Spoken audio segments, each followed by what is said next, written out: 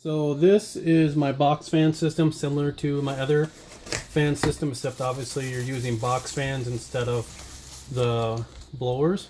You get two fans. These are just slightly smaller, and I'll show you the difference here in a second.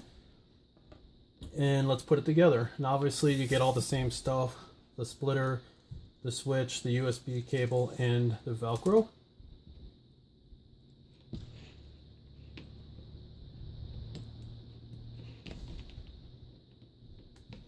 Goes together the same way. And there we go.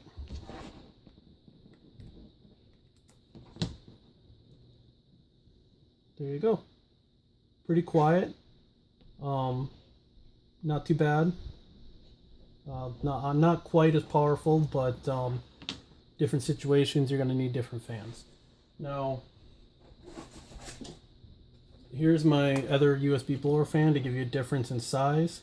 The actual fan itself seems to be pretty close, but you're going to get a little bit more power out of these.